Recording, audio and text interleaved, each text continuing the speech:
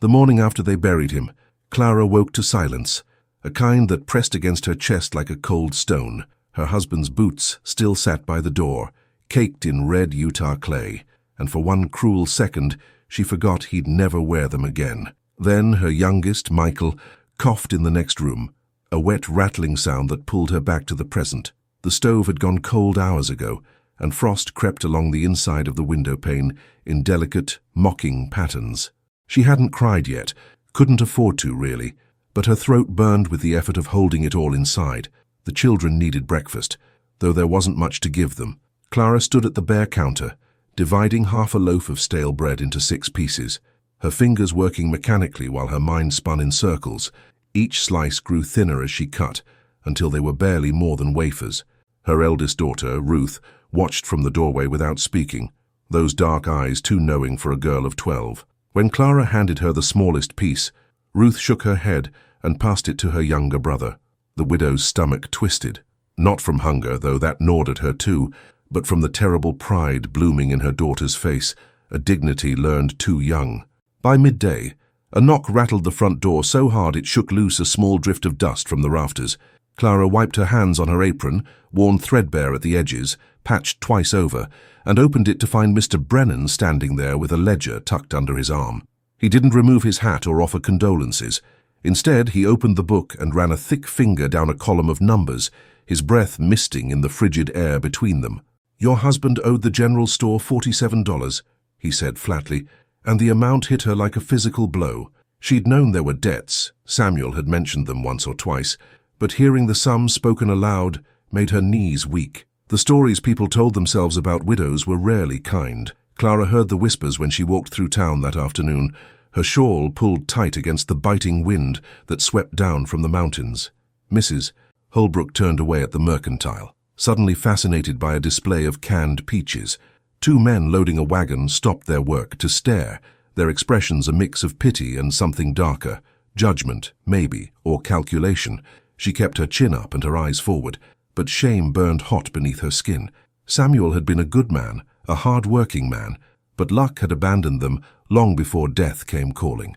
Now she carried his failures like stones in her pockets, each debt another weight dragging her down. That evening, Clara sat at the kitchen table with a stub of pencil and the back of an old envelope, trying to make sense of their situation. The numbers refused to cooperate. There was no money hidden away, no savings tucked beneath floorboards or stuffed in mattress seams. She'd already checked, twice, her hands trembling as she searched. The rent was due in 10 days. The larder held 3 potatoes, a handful of dried beans, and a small tin of lard that wouldn't last the week. Outside, the temperature dropped steadily, and she could hear the wind testing the gaps in the walls, finding every weakness. Her children slept upstairs, huddled together for warmth under quilts so thin they might as well have been shadows. She pressed her palms flat against the scarred wood of the table, and finally let herself feel it, the crushing, suffocating weight of being utterly, impossibly alone. The stove's embers dimmed to nothing as midnight approached, and still Clara sat there, motionless. Her right hand ached where she'd gripped the pencil too hard, leaving an angry red groove across her middle finger. Through the window, she could see the neighbor's chimney releasing steady puffs of smoke into the star-scattered sky, proof that somewhere life continued with warmth and certainty. A coyote called out from somewhere in the darkness, its voice high and lonely, and she thought about Samuel's last words to her. He'd been delirious with fever, talking about Utah, about red rocks and hidden places, about something he needed to tell her. But then his breathing had changed, gone shallow and strange, and the moment passed. Now those half-formed sentences haunted her, mysteries she'd never solve. Morning came too quickly, announced by the relentless crying of her youngest. Clara hadn't slept, couldn't really, and her body felt heavy as she climbed the narrow stairs. Michael was burning up, his small forehead hot enough to startle her. She dampened a cloth with the last clean water from the pitcher and pressed it to his skin, humming softly while Ruth appeared with worried creases between her brows. "Mama, his breathing sounds funny," the girl whispered, and Clara heard it too, that same wet rattle from yesterday, but deeper now, more insistent. They needed medicine. They needed a doctor. They needed money they absolutely didn't have. She kept humming anyway, because that was all she could offer, and watched the weak winter sunlight crawl across the floor like it had all the time in the world. The next 3 days blurred together in a haze of cold and hunger and desperate prayer. Clara sold Samuel's tools to a man who offered half what they were worth, his smile never reaching his eyes. She traded her wedding ring, a simple silver band worn smooth by years of work, for credit at the general store, though it barely covered a fraction of what they owed. The shopkeeper had examined it under lamplight, testing the metal with his teeth before nodding curtly. Walking home empty-handed except for a small sack of cornmeal, Clara felt something inside her chest crack open. Not her heart. That still beat stubbornly, pushing blood through her veins, but something else, some belief she'd held about fairness or justice or the basic human decency of neighbors. The wind cut through her coat like it wasn't even there, and she tasted copper on her tongue from biting down too hard. By week's end, the landlord came calling with eviction papers and a sheriff who wouldn't meet her eyes. Clara stood in the doorway with all 6 children pressed behind her like a living shield, their small hands clutching at her skirt. She'd expected this, had known it was coming, but the reality still knocked the breath from her lungs. "You have until Sunday," the landlord said, his voice devoid of emotion, as if he were discussing the weather rather than condemning a family to homelessness in the dead of winter. The sheriff shifted his weight uncomfortably, his badge catching the pale afternoon light. "Ma'am," he started, then stopped, apparently deciding silence was kinder. After they left, Clara closed the door and leaned against it, feeling the solid wood against her spine, proof that walls still stood between her children and the world, at least for a few more days. That night, with the children finally asleep and the house settling into its familiar creaks and groans, Clara allowed herself to break. She sat on the floor of the empty pantry, door closed, darkness complete, and pressed both fists against her mouth to keep the sounds from escaping. Her whole body shook with the force of it, tears running hot and fast down her face, soaking into the collar of her dress. She cried for Samuel, for the life they'd tried to build, for the children who deserved so much more than this. She cried until her throat was raw and her eyes swollen, until the well of grief temporarily ran dry. And then, because crying solved nothing and mourning would come regardless, she wiped her face with her sleeve, stood on unsteady legs, and went back to the work of surviving. But somewhere in the back of her mind, Samuel's fevered words echoed still, something about Utah, about caves carved into ancient stone, about secrets that waited in the dark. Saturday arrived with unseasonable warmth, the kind that melted snow into mud and made everything twice as miserable. Clara was packing their few belongings into a borrowed cart when the carriage rolled up, black lacquer gleaming, horses groomed to perfection. Samuel's brother stepped out first, Vernon, a man whose prosperity showed in the tightness of his vest buttons and the gold watch chain that swung from his pocket. His wife Eunice followed, picking her way through the slush with theatrical disgust, her skirts held high to avoid contamination. They didn't knock. Vernon simply opened the door like he owned the place, which, according to the papers he immediately produced, he claimed he did. "Samuel signed this property over to me 6 months before he died," Vernon announced, unfolding the document with a lawyer's flourish. Clara's vision tunneled as she stared at the signature, her husband's handwriting, unmistakable, though the ink looked oddly fresh. Ruth had been sweeping the floor and stopped mid-motion, the broom handle quivering in her grip. "That's not possible," Clara heard herself say, but her voice sounded distant, underwater. Vernon's smile was a practice thing, more grimace than warmth. "Business debt, sister-in-law. Samuel borrowed heavily from me to keep this roof over your heads. When he couldn't repay," he gestured around the modest room as if it were a palace he'd graciously reclaimed. Eunice examined her gloved fingernails, bored already. The eviction happened swiftly, mechanically, like watching someone else's nightmare unfold.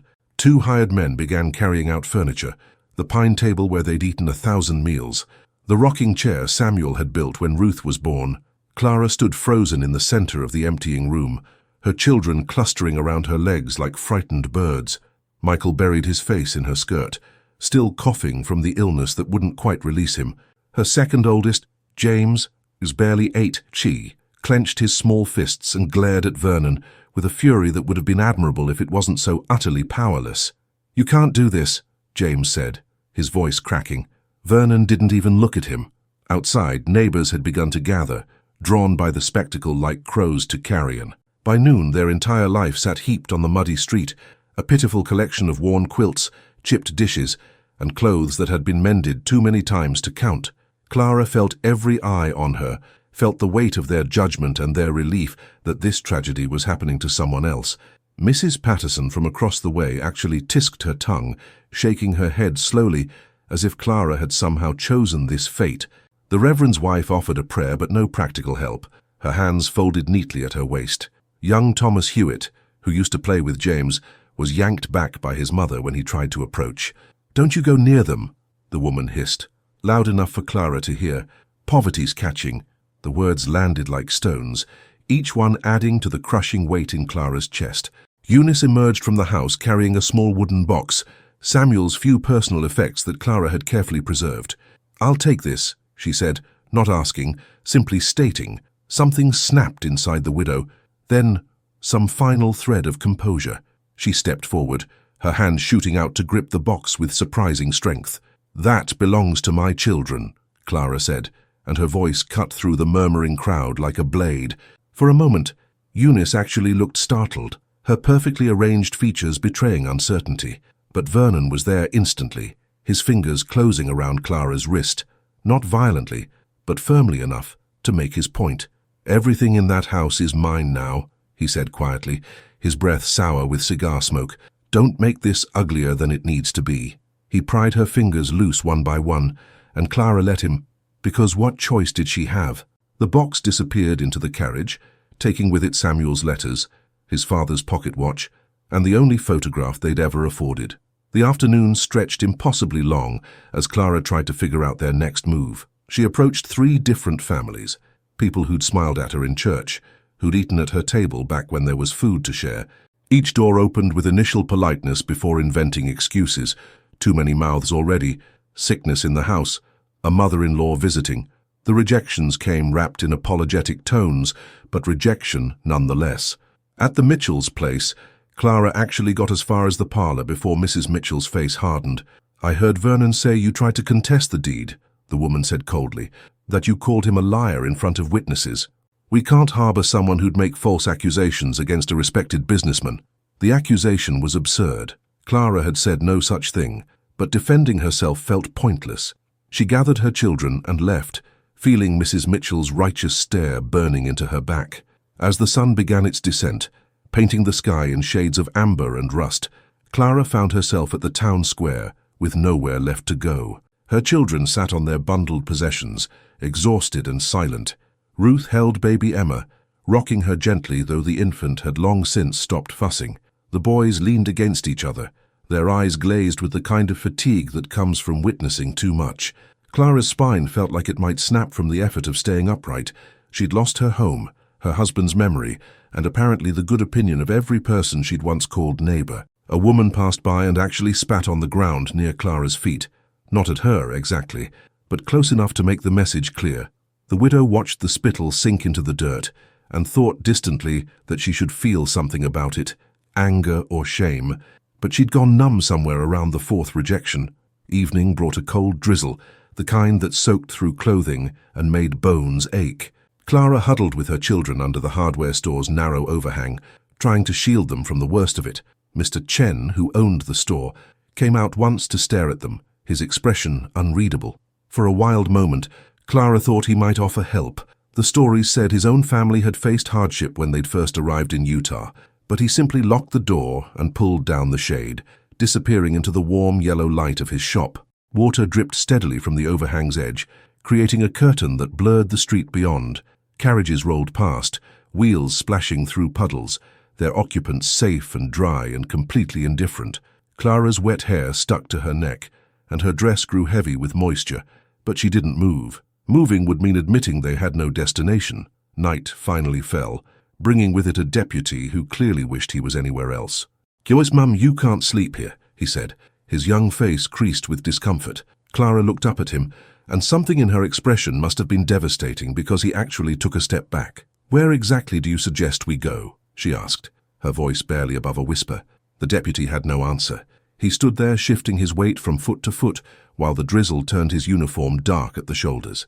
Eventually, he muttered something about checking back in an hour and retreated, leaving them alone with the night and the rain and the terrible certainty that tomorrow would bring more of the same. Ruth began to cry quietly, her shoulders shaking, and Clara pulled her close, stroking her daughter's damp hair. "We'll be all right," she murmured, though the lie tasted bitter.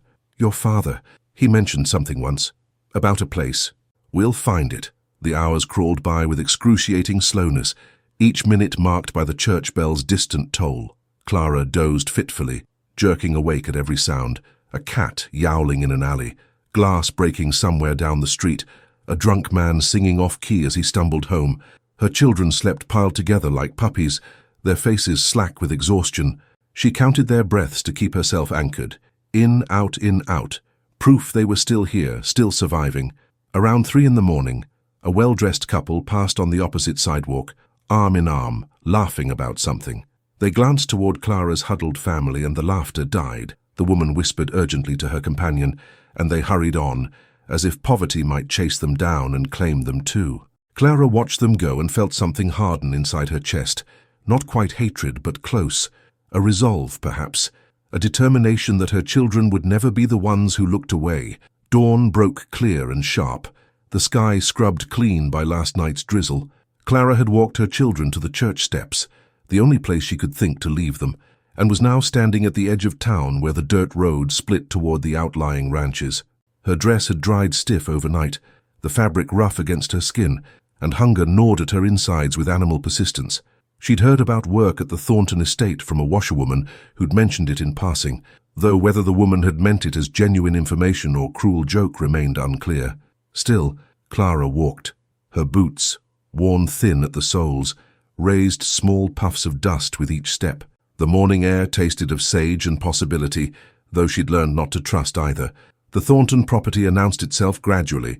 First the fences, well-maintained and stretching farther than seemed reasonable, then the orchards, bare-branched but clearly tended, and finally the house itself. It wasn't a mansion exactly, but it possessed a solidity that spoke of wealth accumulated slowly, deliberately. Stone foundation, wide porch, windows that reflected the climbing sun without a single crack. Clara paused at the gate, her resolve wavering. A man was visible in the side yard, feeding chickens from a metal pail, his movements economical and precise. He looked ancient, spine curved, hair white as January snow, yet he carried himself with authority. When he noticed her standing there, he didn't call out or wave. He simply stopped what he was doing and waited, forcing her to make the approach.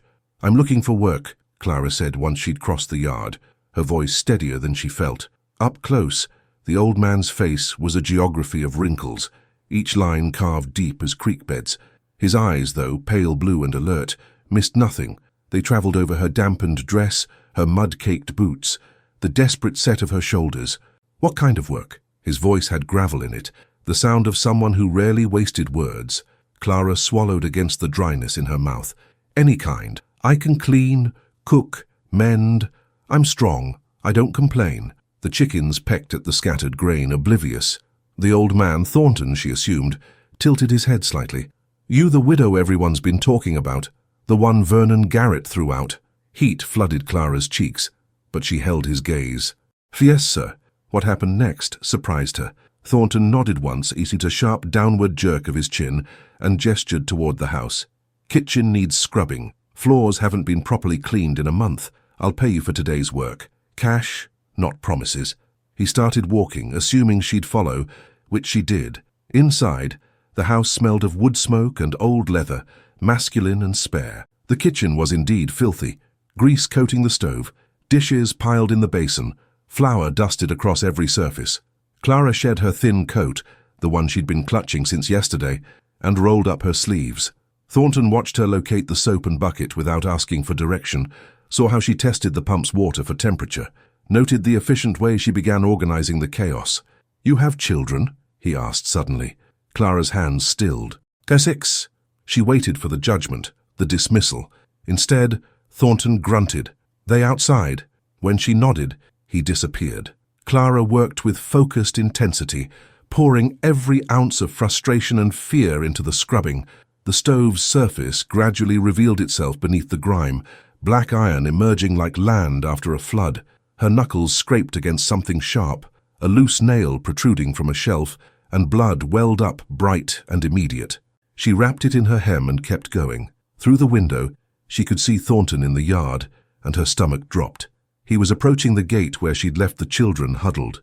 Ruth stood as he neared, positioning herself in front of her siblings, protective and wary. Clara's lungs constricted, breath refusing to come properly. But Thornton didn't yell or chase them off. Instead, he appeared to be talking. His lips moved, and after a moment, Ruth responded. Then he handed Ruth something, Clara couldn't see what, and returned to the barn. The morning passed in a blur of labor.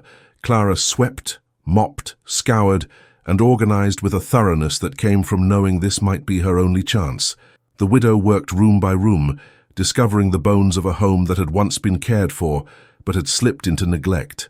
She found a woman's apron hanging on a peg, faded floral print, and understood without being told that Thornton had lost someone too. The house held that particular silence, the kind that settles when half a conversation disappears forever. In the parlor, she dusted a mantelpiece crowded with daguerreotypes.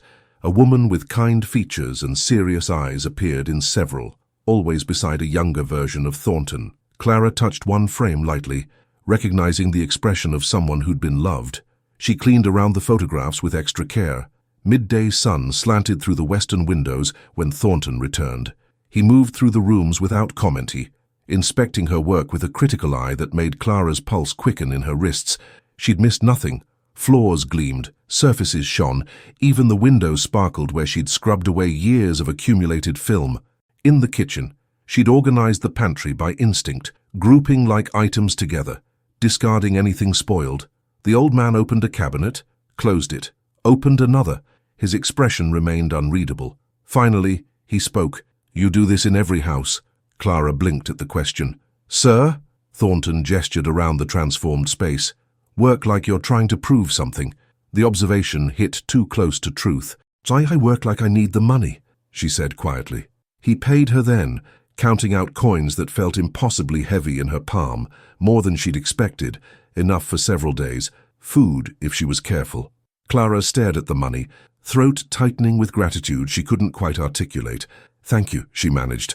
Thornton was already moving toward the door, dismissing her, but he paused with his hand on the frame. "Your daughter, Ruth," she said, "mentioned you've got nowhere to stay." Clara's stomach plummeted. She should have warned Ruth not to share that, not to reveal just how desperate they were. "We'll manage," she said, though they both knew it for a lie. The old man studied her for a long moment, his weathered face impossible to read. "Come back tomorrow. Same time. More work if you want it."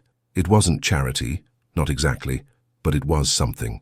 A lifeline, however fragile. Clara collected her children from where they'd been waiting, and they looked different. Ruth held a small loaf of bread wrapped in cloth, and the younger ones' faces weren't quite as pinched.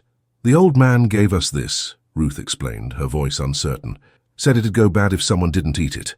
Michael was chewing on something, crumbs at the corners of his mouth, his persistent cough momentarily forgotten. Clara looked back at the house, where Thornton had retreated to the porch. He stood there smoking a pipe, the picture of a man with nowhere to be, but she caught him watching their departure, his pale eyes tracking their progress down the long drive. Something passed between them across that distance. Not warmth exactly, but acknowledgement. Two people who'd survived losses that should have broken them. The walk back to town felt different than the morning's desperate journey. Clara's legs still ached, her hands still throbbed from the work, but the weight in her pocket gave her something she hadn't felt in days. Options, not many, but more than zero. They bought food at a shop on the edge of town where the owner didn't know their story, and Clara rationed it carefully, making sure each child got an equal share. They ate sitting on a bench near the train depot, watching passengers disembark and reunite with waiting families. Emma laughed at a dog chasing its tail, and the sound was so unexpected, so purely childlike, that Clara felt her vision blur. She blinked rapidly, turning away so the children wouldn't see. Ruth's hand found hers, their fingers intertwining. "That man," Ruth said softly. "Mr. Thornton. He asked about Papa." Clara's breath caught. "What did you tell him?" Ruth shrugged. "That Papa was good, that he worked hard, that he talked about Utah sometimes, about red rocks and—" she frowned, trying to remember. "About caves, I think. Night found them in a stable behind the livery, a space the owner grudgingly allowed them after Clara paid him a portion of her earnings. It smelled of horses and hay, warm with animal heat, infinitely better than the exposed street. Clara spread their blankets over the straw and watched her children settle into sleep one by one. Michael's breathing had eased somewhat, his small chest rising and falling with less struggle. James mumbled something in his sleep about Thornton's chickens. Ruth stayed awake longest, her eyes reflecting the sliver of moonlight that penetrated the stable's gaps. "Mama," she whispered, "do you think we'll be okay?" Clara pulled her daughter close, pressing a kiss to her forehead. "Yes," she said, and for the first time since Samuel died, she almost believed it. Outside, an owl called its hunting song into the darkness, and somewhere in the distance, a train whistle announced departures and arrivals, the constant motion of a world that cared nothing for their small struggles. But here, in this borrowed shelter, they were safe enough. For now, that would have to be sufficient. 3 weeks passed in a rhythm Clara hadn't dared hope for. Mornings at the Thornton estate, afternoons stretching their earnings across 6 hungry mouths, nights in the stable that had become almost familiar. The widow had cleaned every corner of the old man's property twice over, mended curtains that had hung in tatters, even reorganized his chaotic barn. Thornton rarely spoke beyond giving instructions, but she'd noticed small things: fresh milk left by the gate when her children arrived, a coat draped over the fence rail that happened to fit James perfectly, the way he timed his outdoor tasks to coincide with their presence. On this particular morning, heavy clouds pressed low against the mountains, promising snow but not yet delivering. Clara was beating rugs on the porch rail when Thornton appeared from his study, a leather satchel tucked under one arm. "Got something to discuss," he said without preamble, settling into a rocker that creaked under his weight. Clara paused mid-swing, dust motes swirling in the grey light. The old man's fingers worked at the satchel's buckle with arthritic slowness, finally extracting a rolled document tied with string. He didn't open it immediately.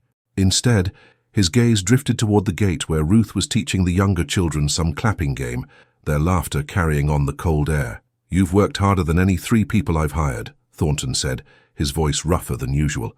"Don't imagine it's been easy, sleeping in Garrett's stable, knowing the whole town's watching to see if you'll break."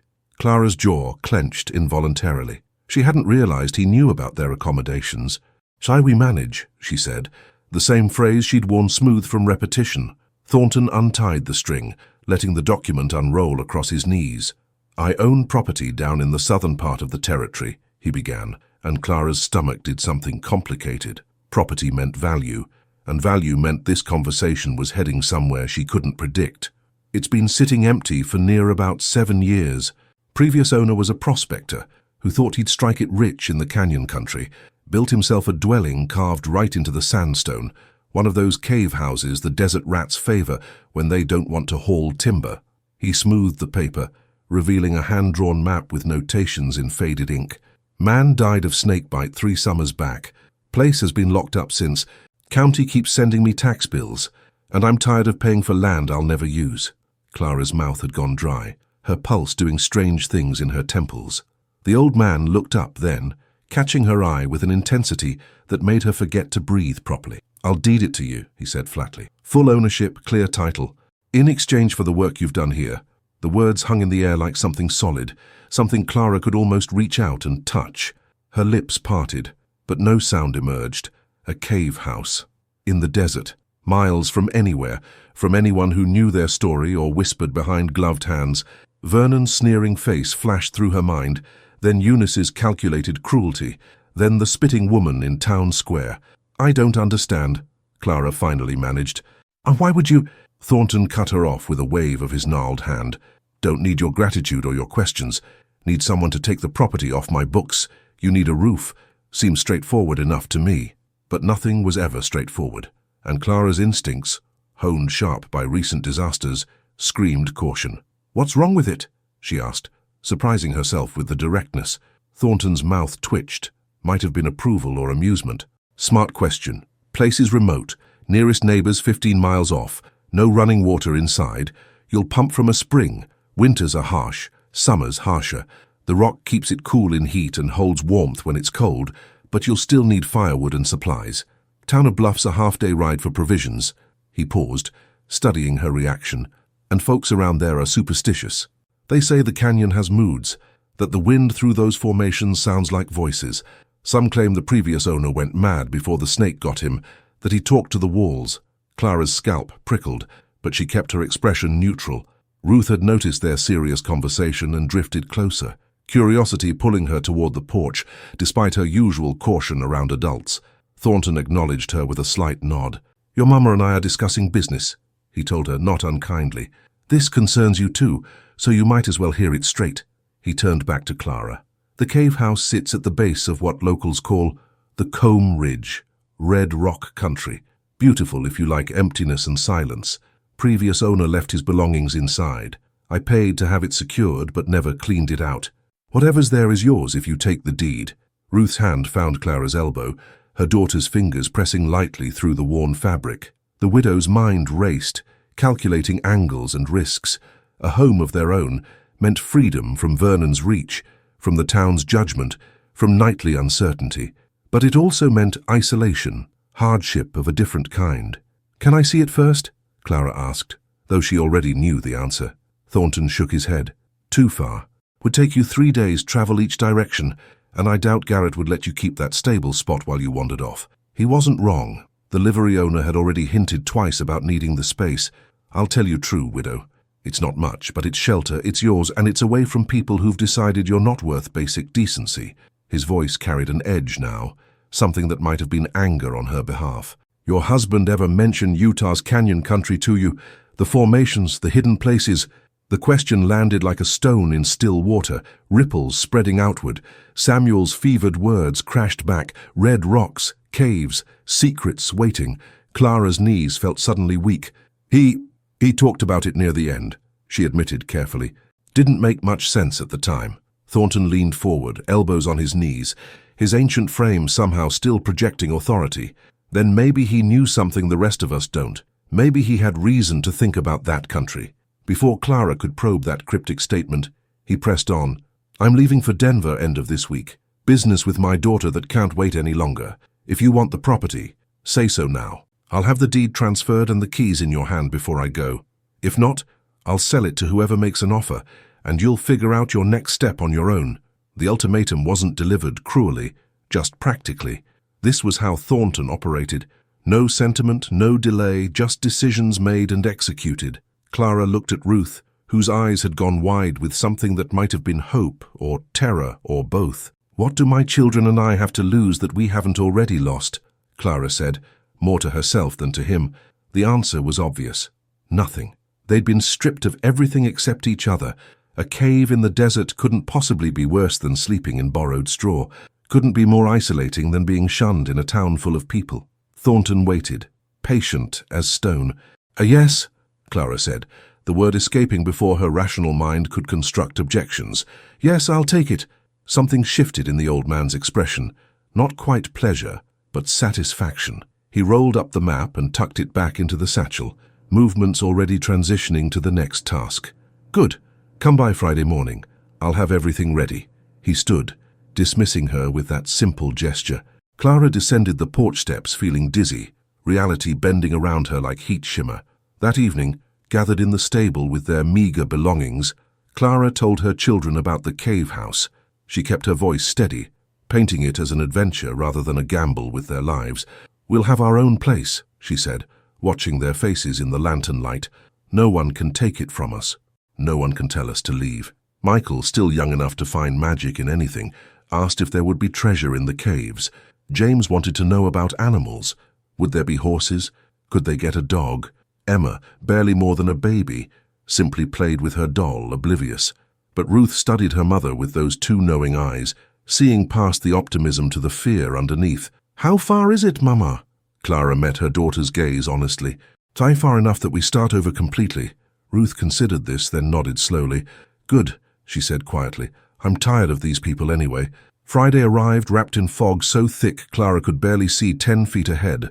She left the children at the stable, safer there than walking blind through unfamiliar territory, and made her way to Thornton's estate by memory and instinct. The old man was already waiting on the porch, 2 items resting on the rail beside him, a small iron keyring and an envelope bulging with papers. He handed them over without ceremony, though Clara noticed his fingers lingered a moment on the keys. "The larger key opens the main entrance," he explained. "Smaller ones for a storage room in back. There's a root cellar dug into the rock floor, should still be functional." He pulled a folded paper from his vest pocket. "I wrote down directions. Follow the southern trail out of town. Stay with it past the trading post at Mexican Hat. You'll see the ridge eventually. Can't miss it. House is carved into the north-facing wall, about halfway up a switchback path. Clara tucked everything carefully into her pockets, the keys cold and substantial against her hip. "I don't know how to thank you," she began, but Thornton cut her off again. "Then don't. Just—" He paused, searching for words that clearly didn't come easily. "Just survive out there. Make it mean something." His voice had gone hoarse, and Clara suddenly understood that this wasn't just about clearing property from his books. This was about something else entirely. Redemption, perhaps, or atonement for some past failure she'd never know. She nodded, accepting the weight of his expectations, along with everything else. As she turned to leave, Thornton called after her one last time. "Widow, if you find anything strange in that cave, anything your husband might have been interested in, you keep it to yourself. Understand?" The warning settled over her like a blanket, heavy and warm and faintly suffocating. The journey south took 4 days instead of 3. Clara had purchased passage on a freight wagon heading toward the canyon country, the driver a taciturn man who asked no questions and expected no conversation. They rode through landscape that transformed gradually from familiar pine forests to something alien, vast expanses of crimson stone rising from the earth like the ruins of some ancient civilization. The children pressed against the wagon's sides, mesmerized.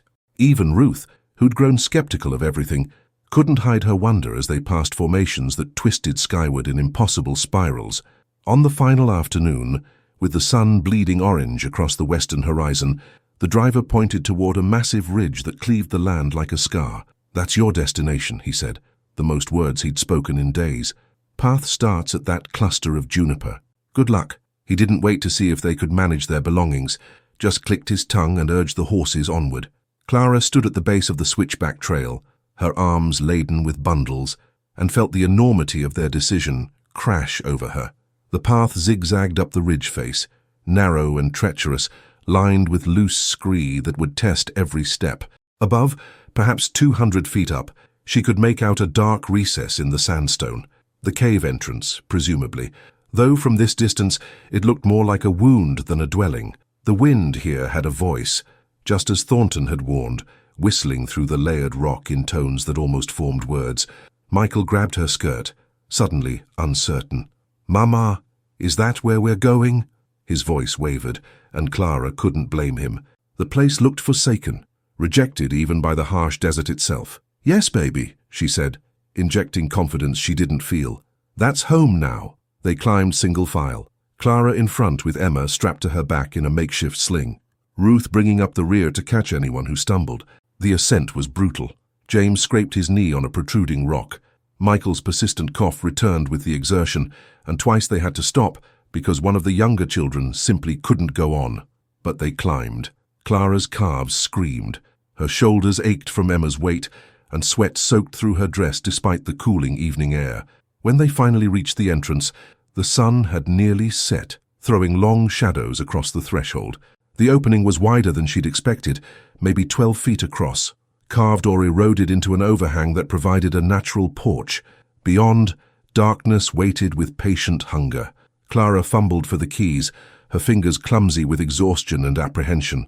The lock resisted at first, corroded by years of disuse, but finally yielded with a metallic shriek that echoed into the cave's depths. Clara pushed the heavy wooden door, planks reinforced with iron bands, and it swung inward on protesting hinges. The smell hit her immediately. Dust, stale air, something organic and faintly sweet that made her stomach roll. She'd brought a lantern, and now she lit it with shaking hands, raising it high to illuminate their new home.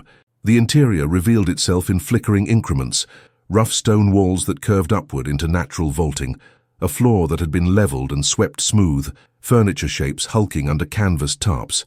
The space was larger than she'd imagined, extending back into chambers she couldn't yet see. Ruth stepped in behind her, and the girl's sharp intake of breath spoke volumes. "It's like we're inside a giant's stomach," she whispered.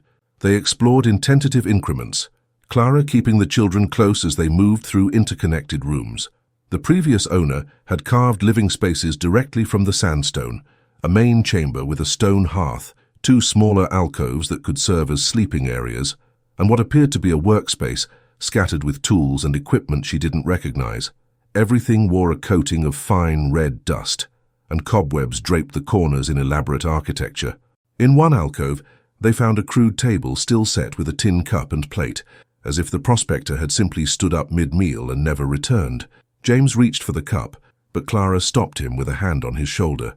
"Don't touch anything yet," she murmured, though she couldn't articulate why. The cave had a presence, a watching quality that prickled the back of her neck.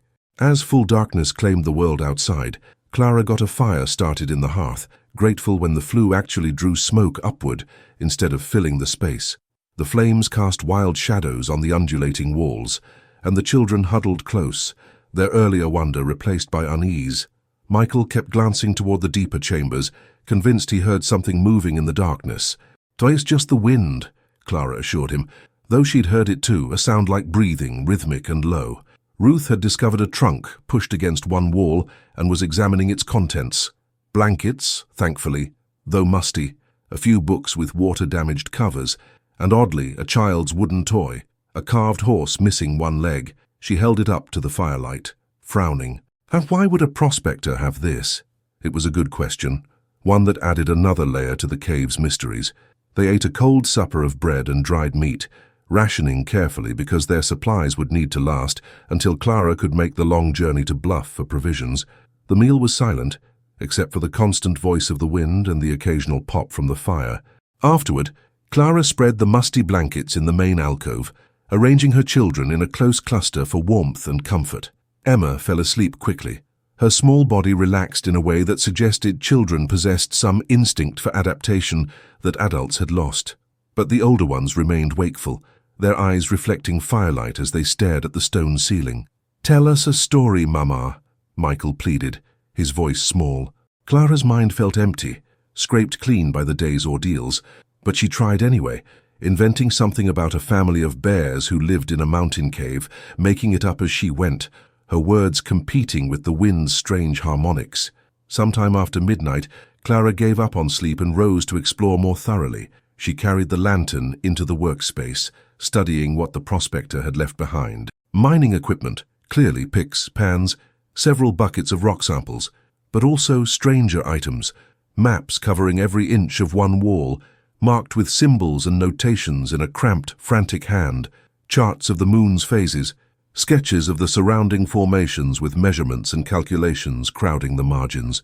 In the lantern's glow, Clara traced one map that seemed to focus on this specific cave, noting how the prospector had marked multiple chambers, some of which she hadn't yet found.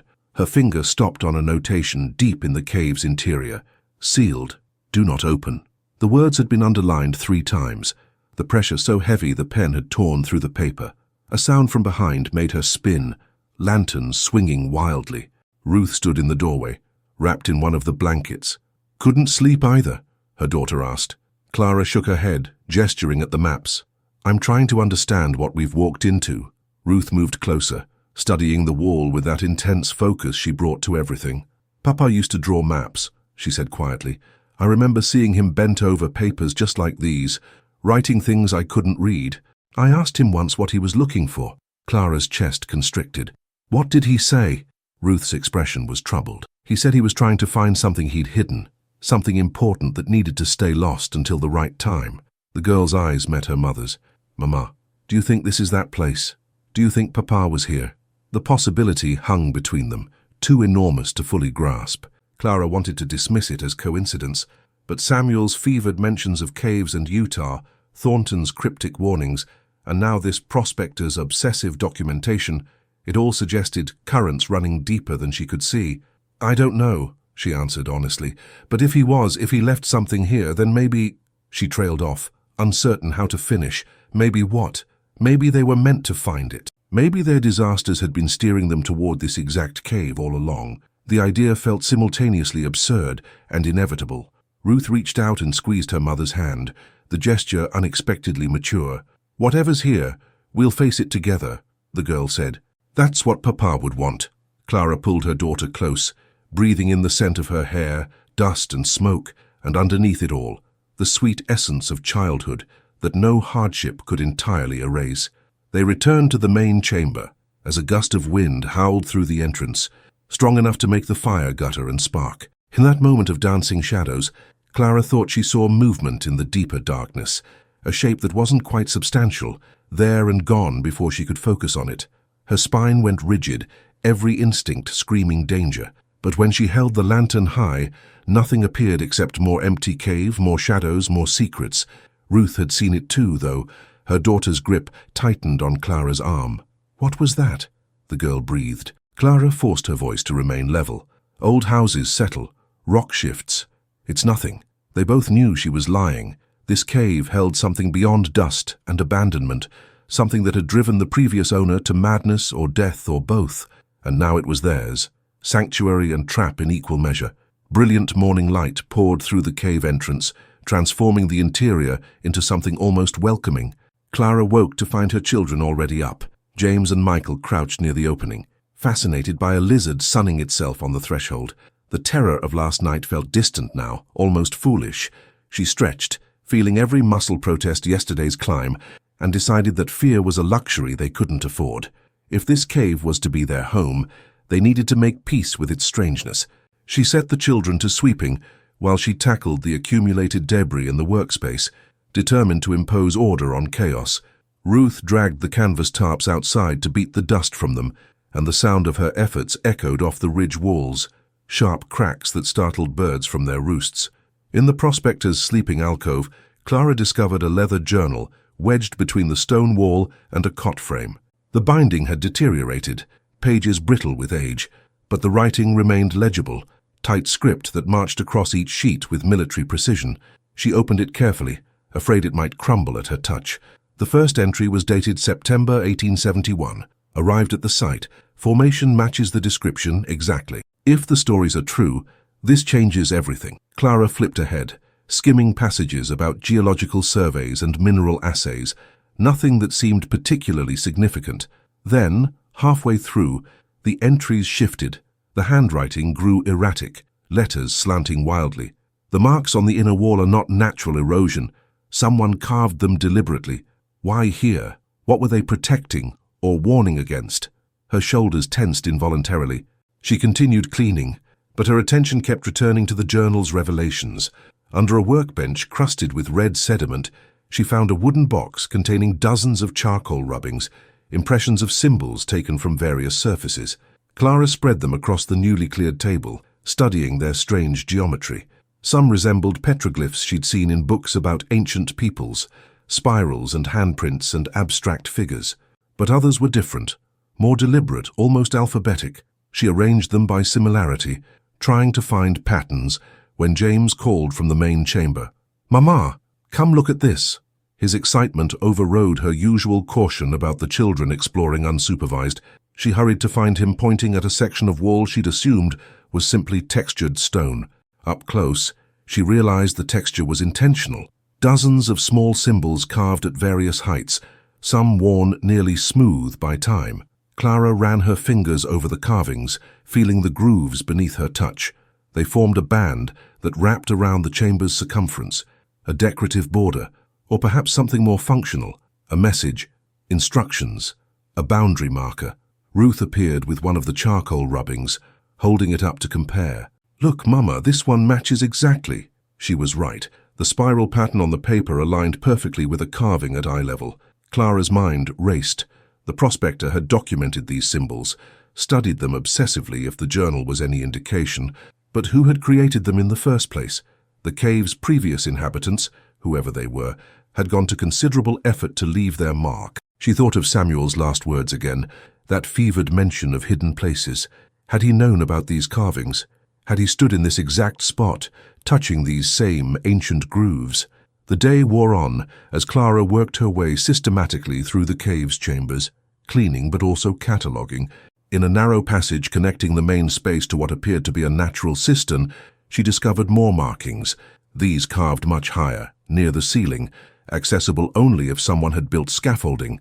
They depicted a progression, a circle, then the circle with lines radiating outward, then the circle eclipsed by a crescent, phases of something, though whether the moon or some other cycle remained unclear. Beneath the highest carving, someone had scratched a date, 1847. Clara's breath caught. Samuel had been born in 1845. Could he have been here as a child? The notion seemed impossible, yet the coincidence gnawed at her. She needed answers, but the cave offered only more questions, each discovery spawning a dozen new mysteries. By afternoon, she'd moved on to the storage room, the one accessible with the smaller key. It took significant effort to open. The lock had rusted almost solid, and she had to work oil into the mechanism before it finally gave. The door swung inward with a groan that made her teeth ache. Inside, the space was surprisingly organized. Shelves lined with jars containing mineral samples, each labeled in that same cramped handwriting. But what caught her attention was the back wall, where someone had created an elaborate map directly on the stone surface, painted in what looked like iron oxide mixed with some binding agent. The map showed the surrounding canyon country in meticulous detail, marking landmarks, water sources, and cave systems. One location was circled in red, with an arrow pointing to a notation. S.W. was here, 1869. S.W. Samuel Warren, her husband's initials. Clara's knees buckled, and she had to grip the doorframe for support. The widow's vision swam, her ears filling with a rushing sound that had nothing to do with the wind. Samuel had been here. He'd known about this cave, had explored these passages, had perhaps even worked alongside the prospector. Why hadn't he told her? Why keep such a monumental secret? She forced herself to breathe slowly, fighting the wave of betrayal that threatened to overwhelm her. Maybe he'd planned to tell her eventually. Maybe he'd been protecting her from something. Maybe the fever had stolen his chance to explain. She couldn't ask him now, could only piece together fragments and hope they formed something coherent. Ruth's voice drifted from the main chamber. She was singing to Emma some lullaby their father used to hum, and the sound anchored Clara back to the present. That evening, after feeding the children a simple meal of beans and cornbread, Clara returned to the journal. She read by firelight, flipping past the early mundane entries to find the passages where things changed. March 1873, met with S.W. today. He confirmed the family stories. His grandmother was part of the original survey party that mapped this region. She told him about the cave before she passed, made him promise to protect it. But protect it from what? From whom? He wouldn't elaborate, said some knowledge was safer buried. Clara's scalp prickled.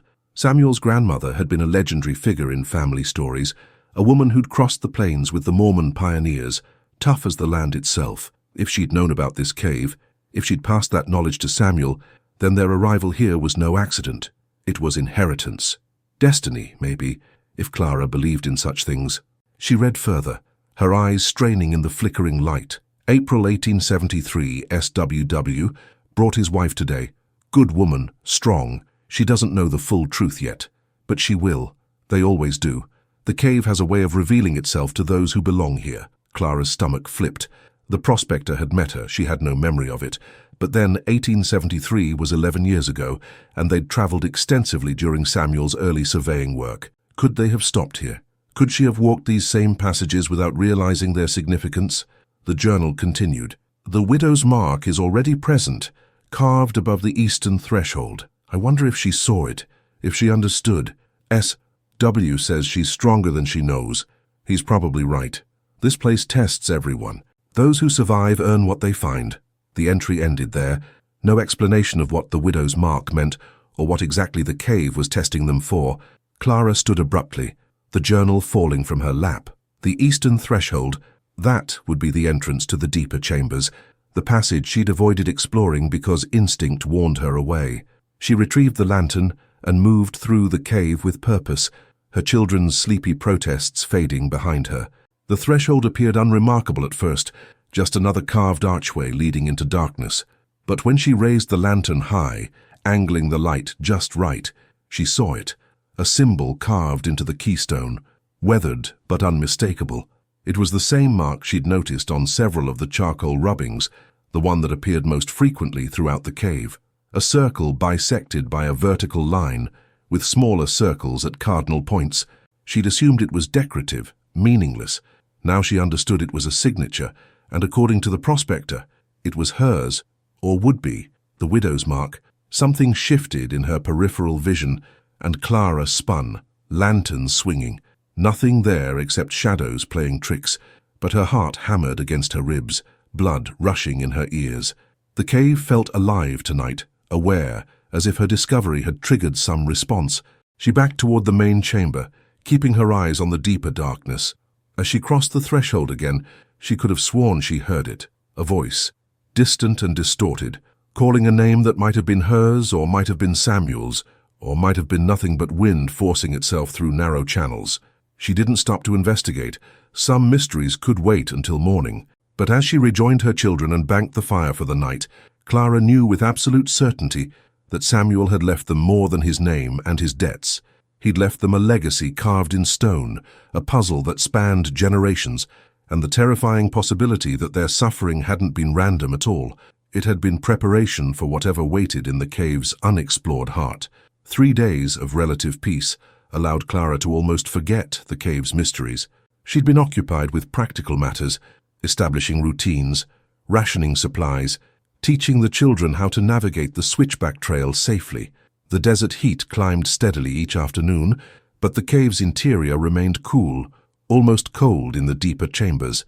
On the 4th morning, while searching for a suitable place to store their dwindling food supplies away from potential rodents, Clara ventured past the eastern threshold into territory she'd been unconsciously avoiding. The passage narrowed, forcing her to turn sideways in places, the stone pressing close enough to feel suffocating.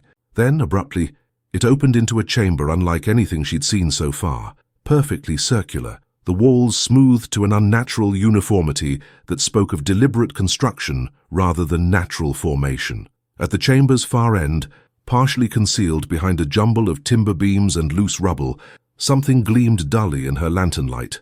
Clara picked her way across the uneven floor, disturbing dust that rose in lazy spirals. As she cleared away the debris, wood so old it crumbled at her touch, a door gradually revealed itself. Not wood, but metal, riveted and reinforced with bands of iron that had oxidized to a deep russet. It sat flush within a frame carved directly into the rock, and along its edges, someone had packed it with what looked like clay or mortar, sealing it as thoroughly as a tomb. Clara's fingertips traced the door's surface, finding it cool and impossibly solid. In the center, at chest height, was a keyhole, but unlike any she'd encountered before, it was circular, complex, suggesting a mechanism more sophisticated than simple tumblers and pins. She tried both keys from Thornton's ring, knowing before she inserted them that neither would work. The larger one wouldn't even fit in the opening. The smaller went in but refused to turn, the mechanism frozen or perhaps requiring a completely different design. Clara applied pressure anyway, twisting until her wrist ached and sweat beaded on her forehead despite the chamber's chill. Nothing budged. She stepped back, breathing hard, and noticed something she'd missed initially: scratches around the keyhole, fresh enough that the metal underneath still showed bright. Someone had tried to force this door open recently.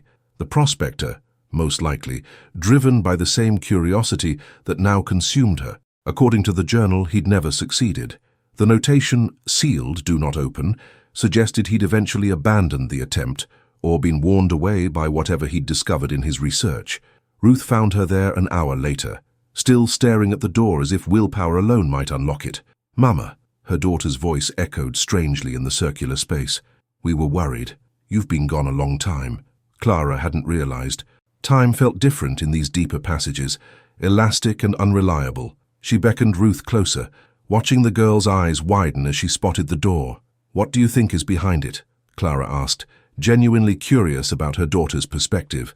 Ruth approached cautiously, running her palm across the metal surface with an expression Clara couldn't quite interpret, part fear, part fascination. "Something Papa wanted us to find," Ruth said finally. "Otherwise, why would we be here?" The simple logic was irrefutable. Nothing about their journey had been accidental. Every disaster had pushed them toward this exact location, this specific cave, this sealed chamber. By evening, word of the door had spread among the children with the speed of wildfire. Michael created elaborate fantasies about treasure, gold coins and jeweled crowns and magical swords. James, more practical, suggested it might be a storage room for valuable mining equipment. Even little Emma, barely old enough to understand, kept toddling toward the passage until Clara or Ruth redirected her. The widow found their speculation exhausting, but also oddly comforting. At least the door gave them something to wonder about besides their uncertain future. That night, after the children had finally settled, Clara returned to the prospector's journal, searching for any mention of the sealed chamber. She found a single entry, dated June 1874, consulted with the Navajo elder from Chinle. He recognized my description of the symbols. His people have stories about places like this. Gateways, he called them, not to other lands, but to other times. He warned me that opening such doors uninvited brings calamity. I think he's trying to frighten me away, but what if he's right? The next morning arrived with oppressive heat that turned the air outside into something nearly visible, shimmering and thick. Clara decided they needed water from the spring, a half-mile trek down a ravine that had become their daily pilgrimage. She left Ruth in charge of the younger children and made the journey alone, grateful for the temporary solitude. The spring bubbled from a crack in the rock face, cool and sweet, and she filled their vessels methodically while her mind worried at the problem of the door. There had to be a key. Thornton wouldn't have given her an incomplete set, unless he didn't know about the sealed chamber, unless the prospector had kept that discovery secret even from the property's owner. She was hefting the water containers when movement caught her eye, a figure on the ridge above, silhouetted against the harsh sky, too far to identify, but watching, definitely watching. Her stomach dropped. Clara hurried back to the cave, water sloshing from the containers, her previous tranquility replaced by urgency. She found the children exactly as she'd left them, Ruth reading aloud from one of the water-damaged books while the others listened. No one had come to the door. No one had called out, but that figure on the ridge haunted her thoughts. Had word somehow reached town about their location? Had Vernon sent someone to investigate? Or worse, was this connected to the cave itself, to its mysteries and warnings? She set the water down with shaking hands, trying to compose her features before the children noticed her agitation. "Did anyone come by while I was gone?" she asked, keeping her tone casual. Ruth shook her head. "Been quiet all morning. Why?" Clara forced a smile. "No reason. Just checking." That afternoon, driven by an anxiety she couldn't name, Clara returned to the sealed chamber with a hammer and chisel from the prospector's tools. If she couldn't unlock the door, perhaps she could breach it another way, chip away the mortar seal, weaken the frame, force entry through persistence. She worked for hours, her arms burning with effort, metal ringing against metal in rhythmic percussion that filled the cave with echoes, but the door refused to yield. The mortar crumbled away in places, revealing that someone had reinforced the seal with something harder, possibly concrete or some amalgam she didn't recognize. The door itself showed no sign of damage despite her assault. She finally collapsed against the chamber wall, chest heaving, hands blistered and bleeding. The door remained implacable, mocking her efforts. Whatever lay behind it had been secured by people who understood permanence, who'd wanted to ensure it stayed hidden, regardless of how desperately anyone might seek entry. Michael appeared in the passage entrance, his small form backlit by the lantern he carried. "Mama, you're scaring us," he said quietly. "You keep coming down here and you look different when you come back. Angry, maybe? Or sad? I can't tell." Clara's throat constricted painfully. She'd thought she was hiding her obsession, but children saw everything, understood more than adults gave them credit for. She opened her arms and Michael ran to her, burrowing against her side. "I'm sorry, baby," she whispered into his hair. I thought maybe there were answers behind that door. About your papa, about why we're here." Michael pulled back to look at her with those solemn eyes. "But we know why we're here. We didn't have anywhere else to go." The brutal simplicity of it cut through her spiraling thoughts. He was right. They'd come here out of necessity, not destiny. The door and its secrets were curiosities, nothing more. They didn't need whatever lay behind it to survive. Yet that night, Clara dreamed of the door opening. In the dream, she stood in the circular chamber while the metal panel swung inward without sound, revealing a space beyond that defied geometry, vast and impossible, filled with objects that hurt to look at directly. Samuel stood in that space, beckoning her forward with one hand while the other gestured frantically for her to stay back. His mouth moved but produced no sound, or perhaps she'd simply forgotten how to hear. She tried to step toward him and found her legs wouldn't obey. Then the door began closing, slowly at first, then faster, and Samuel's face contorted with urgency as he mouthed words she desperately needed to understand. The door slammed shut with a sound like thunder, and Clara woke gasping, her nightgown soaked with perspiration. Dawn light filtered through the cave entrance, painting everything in shades of amber. It was just a dream, just her mind processing grief and confusion, but her hands were shaking, and deep in the cave's unexplored passages, she heard something that might have been wind or might have been her name, called in a voice she'd buried 4 months ago. The children were subdued at breakfast, responding to her unspoken distress with unusual quiet. Even Emma seemed to understand that something had shifted in the night, that their mother carried a weight she couldn't articulate. After they'd eaten, Clara gathered them in the main chamber. "I need to tell you something," she began, choosing her words carefully. "There are mysteries in this cave, things I don't understand about why Papa knew about this place, about what that sealed door is protecting. Part of me wants to solve it all, to understand everything right now." She paused, meeting each child's eyes in turn, but another part knows that some answers come in their own time. That forcing them can be dangerous. Ruth nodded slowly, understanding what Clara was really saying, that she was giving up, at least temporarily, on breaching the door. "Maybe the door will open when it's supposed to," Ruth offered. "Maybe we just need to be patient." Clara wanted to believe that, wanted to trust in some cosmic timing that would reveal everything when the moment was right. But patience had never been her strength, and the door's presence gnawed at her like hunger, constant and insistent. Still, she'd made her decision. They would focus on survival, on building a life in this strange dwelling, and let the mysteries remain mysterious for now. She stood and brushed off her skirt, ready to move on with the day's work. That's when James called from the entrance, his voice high with alarm. "Mama! Someone's coming up the path!" Clara's blood turned to ice. She rushed to the opening and saw what he'd spotted.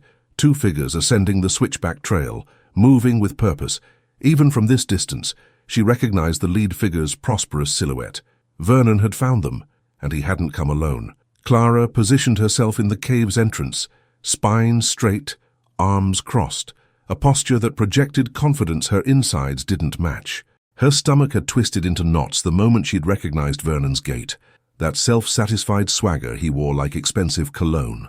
Beside him climbed a shorter man in a rumpled suit, clutching a leather satchel against his chest, as if it contained the keys to heaven. Clara's mind raced through possibilities.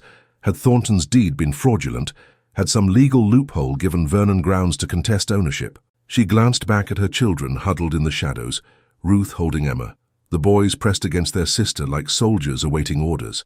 Whatever happened next, she couldn't let them see her crumble. Not again. The desert sun beat mercilessly on the climbers below, and Clara found herself hoping Vernon's expensive boots would slip on the loose scree, send him tumbling back to whatever hell had spawned him. They crested the final switchback, breathing hard. Vernon's face flushed an unhealthy crimson despite the morning hour. The shorter man wheezed openly, dabbing at his forehead with a handkerchief already dark with moisture. Up close, Clara recognized him. Milton Hayes, a land assessor from Bluff, known for his flexible ethics and willingness to interpret property law in favor of whoever paid him best. Her jaw clenched so tight, her molars ached. Vernon straightened his vest, recovering his composure with practiced ease.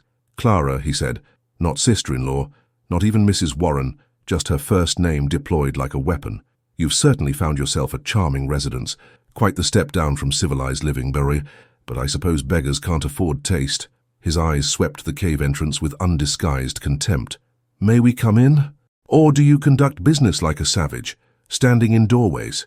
She didn't move. "State your business from where you stand." Clara's voice came out level, cold as the cave's deepest chambers. Vernon's smile sharpened. "Very well. Mr. Hayes here has been conducting research into this property's history. Fascinating stuff, really. Turns out the original claim was filed by my dear brother Samuel back in 1869, long before he met you." He paused, letting that sink in. "As his sole surviving male relative, I have legal right to contest any transfer made without family consent.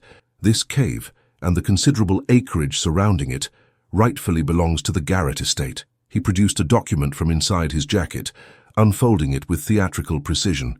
"I have the original claim here, signed and witnessed. Now, where's your deed? Let's compare dates, shall we?" Clara's blood had gone cold, her fingers numb despite the climbing heat. Samuel had claimed this land before they'd married. Why hadn't he mentioned it? Milton Hayes stepped forward, adjusting spectacles that sat askew on his bulbous nose. "Ma'am, I've reviewed the documentation thoroughly. While I understand Mr. Thornton transferred ownership to you, that transfer may be invalid if the property was already encumbered by Mr. Warren's original claim. His voice carried the nasal quality of someone perpetually suffering from sinus congestion. These legal matters can be quite complex, but I assure you, I'm only interested in establishing the truth. The lie was so transparent, Clara almost laughed. Hayes was interested in whatever Vernon was paying him, nothing more. She disappeared into the cave momentarily, retrieving the envelope Thornton had given her. Her hands wanted to shake as she extracted the deed, but she forced steadiness into her movements. Ruth appeared at her elbow, silent support. "It'll be all right," Clara murmured, though conviction eluded her. She returned to the entrance and held out the deed, refusing to hand it over, making Hayes step closer to examine it. The assessor squinted at the document, lips moving as he read. Vernon peered over his shoulder, and Clara caught the flicker of uncertainty that crossed his face, quickly masked, but present. "This appears legitimate," Hayes admitted grudgingly, "properly notarized, filed with the territorial office." Vernon snatched the paper from Clara's hand before she could react, his grip crumpling one corner. "Let me see that." He studied it with the intensity of a man searching for any crack, any flaw that might serve his purpose. Clara watched his eyes scan the text, watched his jaw work as he ground his teeth in frustration. Finally, he thrust it back at her.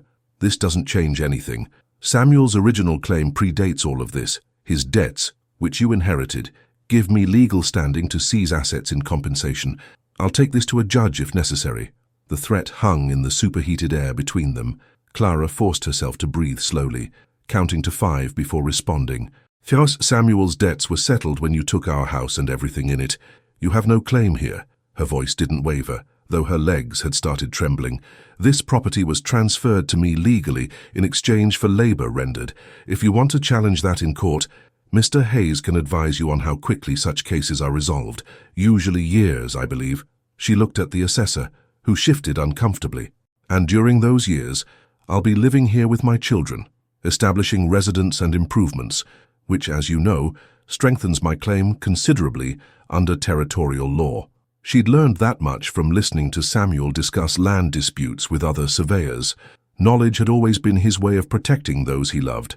Now it was hers. Vernon's expression darkened, the veneer of civility cracking to reveal the naked greed beneath. "You think you're clever, living in a hole in the ground, raising those children like animals." He took a step closer, and Clara's muscles coiled, ready to defend the threshold if necessary. Samuel was a fool, always chasing legends and fairy stories instead of building real wealth. He died poor because he wasted his life on nonsense, and now you're following in his footsteps, hiding in the very cave he obsessed over. Vernon's voice rose, echoing off the rock walls. "What do you think is here, Clara? Gold? Some lost treasure? Whatever Samuel thought he'd found, it wasn't worth dying for. It certainly isn't worth your children's futures." His words struck closer to her fears than he knew, but she refused to let it show. Behind her, she heard Michael's small gasp, felt Ruth's hand grip her arm. Hayes cleared his throat wetly. "Perhaps we could reach an accommodation, Mrs. Warren. If you were willing to split the property, say grant Mr. Garrett access to conduct his own survey and mineral assay, he might be persuaded to drop his legal challenge." The suggestion was so absurd, Clara did laugh then, a short bark of sound that startled both men. "I'm not splitting anything. This land is mine, free and clear. You can waste your money on lawyers if you choose, Mr. Garrett, but you'll find judges don't take kindly to wealthy men trying to dispossess widows and orphans. Bad optics, as I believe they say." She'd heard that phrase from a politician passing through town once, had stored it away for potential use. Vernon's face mottled with rage, veins standing out on his forehead. For a moment, Clara thought he might actually strike her. Instead, he spun on his heel and stalked toward the path. "This isn't over," Vernon called back, his voice echoing across the canyon. "I'll make your life hell, Clara. You and those children will regret settling here. Mark my words." Hayes scurried after him, clutching his satchel, casting apologetic glances over his shoulder that meant nothing. Clara watched them descend, not moving until they disappeared around the first switchback. Only then did she sag against the doorframe, legs finally giving way. Ruth caught her, and together they slid to the ground. "Mama, what are we going to do?" her daughter whispered. Clara had no answer. She'd won this battle through bravado and half-remembered legal principles, but Vernon's resources were vast. He could drag them through courts indefinitely, could make accessing supplies in Bluff impossible, could turn their already tenuous existence into a nightmare of bureaucratic torment. Unless she found something here, something valuable enough to legitimize her claim beyond dispute, something that proved Samuel's presence and purpose. The children gathered around her, their small bodies forming a protective circle. James brought water. Michael fetched a damp cloth for her forehead. Even Emma patted her arm with chubby fingers. Clara looked at their faces, worried, scared, but trusting her to fix this. The weight of that trust threatened to crush her. "We're going to fight," she said, infusing steel into her tone. "This is our home now. Those men can threaten all they want, but they can't take what belongs to us." Ruth met her eyes, understanding passing between them. They both knew the fight wouldn't be easy, but surrender wasn't an option. Not anymore. Clara stood, brushing dust from her skirt, and looked back into the cave's darkness. The sealed door in the deep chamber called to her again, insistent now. Whatever lay behind it might be their salvation or their doom, but one thing had become crystal clear. They needed to open it, soon. That afternoon, Clara made a decision that felt both reckless and necessary. She gathered her children and explained what she'd learned from the prospector's journal, about Samuel's connection to the cave, about the symbols and the sealed chamber, about the possibility that something important waited behind that metal door. The children listened with wide eyes, and when she finished, Michael asked the question she'd been wrestling with herself. "What if it's dangerous, Mama? What if opening it is bad?" Clara knelt to his level, cupping his small face in her hands. "Then we'll face that danger together, because right now not knowing is worse. Those men want to take our home, and I need to understand what your papa was protecting, why this place mattered so much to him." She looked at each child in turn. "Can you be brave with me? Can you trust that I'm doing this for us?" They nodded, even Emma mimicking her siblings, and Clara felt something shift inside her chest. Not quite hope but determination forged in desperation. Evening found her back in the circular chamber, examining the door with fresh eyes and renewed purpose. She'd brought all of Samuel's old surveying equipment that she'd managed to save, mostly notes and maps she'd hidden in her clothing during the eviction. Now she spread them across the chamber floor, searching for anything that might reference this location. An hour passed in fruitless study before Ruth appeared with the wooden box Clara had tried to keep from Eunice, the one Vernon had taken. "I stole it back," Ruth said simply, setting it down. "While you were talking to those men, I snuck down the path and took it from Mr. Hayes's satchel. He'd set it down to drink water." Clara stared at her daughter, equal parts horrified and impressed. "Ruth, that's necessary," the girl interrupted. "Whatever's in here, it's ours, not theirs." She wasn't wrong. Clara opened the box with shaking hands, finding Samuel's letters, his father's pocket watch, and something she'd forgotten about, a small brass key on a leather cord, worn smooth by handling. It was circular, complex, unlike anything she'd seen except her breath caught, except the keyhole in the sealed door. Samuel had left them the way forward after all. Clara held the brass key up to the lantern light, watching it catch and scatter illumination across the chamber walls. The metal felt warm in her palm, as if it had been waiting in that box all along, gathering purpose. Ruth stood beside her, equally transfixed, while the younger children had been told to wait in the main chamber, a decision that sparked protest, until Clara's tone made clear this wasn't negotiable. "Are you scared?" Ruth asked, her voice barely audible over the cave's perpetual whisper. Clara considered lying, offering false reassurance, but her daughter deserved honesty. Terrified, she admitted, but scared of not knowing even more. She approached the door, each step feeling monumental, and inserted the key into the circular lock. It slid home with a precision that spoke of craftsmanship, of intention. For a heartbeat, nothing happened. Then she turned it clockwise, and something deep within the mechanism engaged with a sound like bones grinding together. The door didn't swing open dramatically. Instead, it released with a soft exhalation, air pressure equalizing after years of isolation, and Clara had to pull with both hands to move it.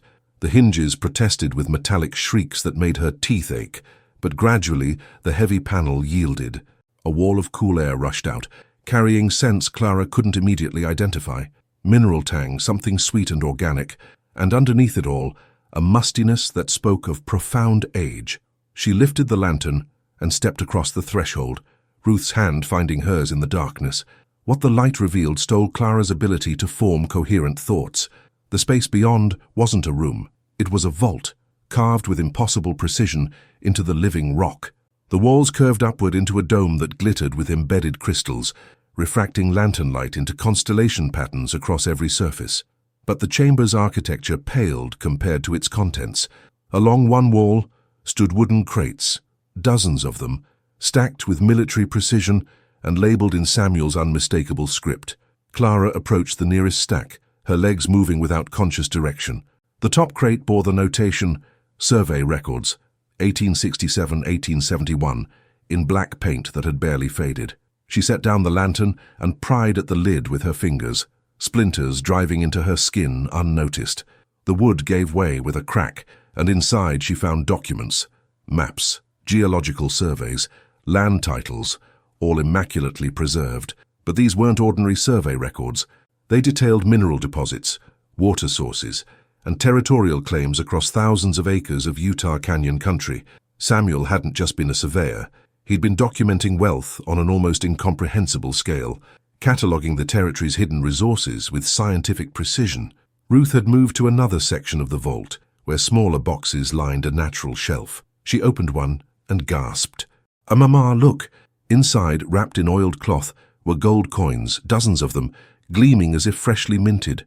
The next box contained more, and the one after that. Clara's vision swam, her knees threatening mutiny. This wasn't pocket change or modest savings. This was fortune measured in years of labor, in lifetimes of security. How? Ruth whispered, voicing the question ricocheting through Clara's skull. How had Samuel accumulated this? Where had it come from? And most importantly, why had he never told her it existed? Clara sank onto a stone outcropping that served as a bench, the lantern swaying dangerously in her loosened grip. Samuel's fevered words returned with new clarity. Something hidden, something important, something that needed to stay lost until the right time. She forced herself upright and continued exploring, each discovery layering onto the last like geological strata. More crates revealed gemstones, raw turquoise, garnets, even what looked like uncut diamonds, their rough surfaces catching light in dull flashes. There were artifacts too, items that made Clara's anthropology-naive mind struggle for context. Pottery shards arranged by pattern and age, tools crafted from stone and bone, and most remarkably, tablets covered in the same symbols that decorated the cave's outer chambers. Samuel had been collecting these items systematically, documenting them with the same rigor he'd applied to his surveys. In one corner sat a desk, actual furniture, hauled down here with tremendous effort, covered in notebooks that Clara recognized as her husband's field journals. She opened the topmost volume, dated 1872, and began reading by lantern light that made the words dance and shimmer.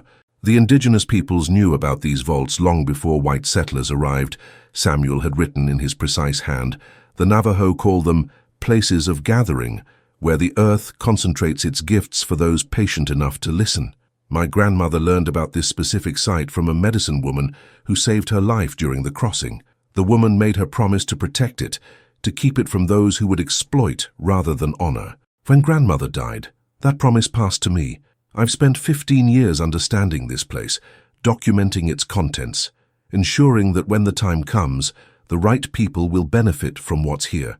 Not robber barons or territorial speculators, but families who need it, people like us. The entry continued, but Clara's eyes had blurred with tears that spilled hot down her cheeks. Samuel had been preparing this for her, for their children. Every choice he'd made, every secret he'd kept, had been in service of protecting this legacy. Ruth found her crying and wrapped thin arms around her mother's shoulders. It's good tears, right, Mama? Clara nodded, unable to speak past the obstruction in her throat. Good tears, yes, but mixed with grief so profound it threatened to split her open. Samuel had carried this burden alone, had died before he could explain, had trusted that somehow she'd find her way here and understand. The widow allowed herself 5 minutes of surrender to emotion, sobbing against her daughter's shoulder while the cave held them in its mineral embrace. Then she straightened, wiped her face with her sleeve, and returned to the journals. There would be time for grieving later. Right now, she needed information. She needed to understand the full scope of what Samuel had left them and how to protect it from vultures like Vernon, who would tear it apart for personal gain. The journals revealed a story more complex than Clara had imagined. Samuel had been working with a network of surveyors, archaeologists, and tribal elders to document and preserve the Canyon country's treasures before the inevitable wave of settlers and speculators arrived. He'd used his legitimate survey work as cover, quietly cataloguing sites of cultural and mineral significance. The gold and gems in the vault weren't stolen.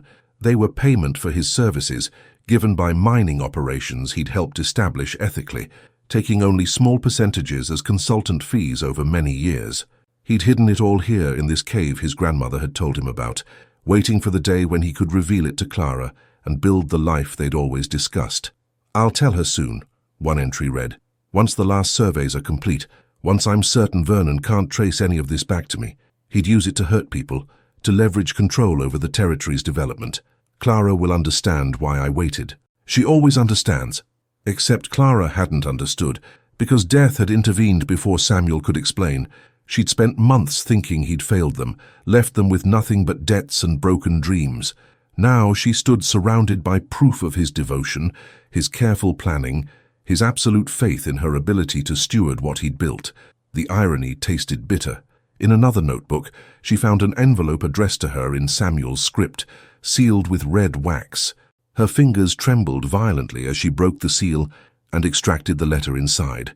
"My dearest Clara," it began, and she had to stop, compose herself, breathe through the wave of longing that threatened to drown her. "If you're reading this, I'm gone, and you've found the vault. I'm so sorry I couldn't tell you in life. Vernon was getting suspicious, asking questions about my work. I needed to protect you with ignorance until it was safe. Everything here is yours and the children's. Use it wisely. The maps will show you other caches, other resources. You'll never want for anything again." The letter continued with practical instructions, which contacts to trust, how to quietly convert the gold without attracting attention, where to find legal documentation that would secure their claims. But it ended with words that broke Clara's heart afresh. "I know you're strong enough for this. You've always been stronger than you believed. Teach our children to value what's here not just for its monetary worth, but for the stories it tells, the history it preserves. Make me proud, my love, though I suspect you already have." Clara folded the letter carefully, tucking it against her chest as if she could absorb Samuel's presence through the paper. He'd known her so well, had anticipated her doubts, and reinforced her courage even from beyond death. She stood in that glittering vault, surrounded by wealth that could transform their circumstances completely, and felt the crushing weight of responsibility settle across her shoulders like a mantle. Ruth had been exploring the vault's perimeter and called out now with fresh discovery. "Mama, there's another passage back here." Clara joined her daughter, finding a narrow opening partially concealed behind a large crate. They squeezed through into a smaller chamber, this one clearly Samuel's private workspace. Maps covered every inch of wall space, marking locations throughout the territory. A corkboard displayed photographs. Clara recognized some faces as tribal elders Samuel had introduced her to over the years. Others were unfamiliar. In the center of the room stood a surveyor's transit on its tripod, and beside it, a leather case containing more of the circular brass keys, each tagged with coordinates and cryptic notations. Samuel had built an entire secret operation here, a shadow network dedicated to preserving and protecting. Clara felt simultaneously awed by his vision and angry that he'd excluded her from something so fundamental to his purpose. They emerged from the vault hours later, both stumbling with exhaustion and information overload. The younger children had fallen asleep in the main chamber, curled together like a litter of puppies. Clara covered them gently, then sank beside the dying fire, Ruth settling next to her. They sat in silence, watching embers pulse and fade, processing everything they'd discovered. Finally, Ruth spoke. "What are we going to do with it all?" Clara had been wrestling with that exact question. The easy answer was to take the gold, leave this cave forever, establish themselves somewhere comfortable and conventional, but that would betray everything Samuel had worked for, would reduce his life's purpose to mere personal enrichment. "We're going to do what your father intended," Clara said slowly, the plan forming as she spoke. "We'll use enough to secure our immediate needs and establish legal protection against Vernon. The rest stays here, preserved, until we fully understand Samuel's network and can continue his work properly." The decision felt right. aligned with values Clara hadn't realized she possessed until tested by circumstances. They weren't poor anymore. That had changed in an instant. But they also weren't free to simply enjoy their windfall without responsibility. Samuel had made them stewards of something larger than family fortune. He'd entrusted them with history, with preservation, with a legacy that transcended individual comfort.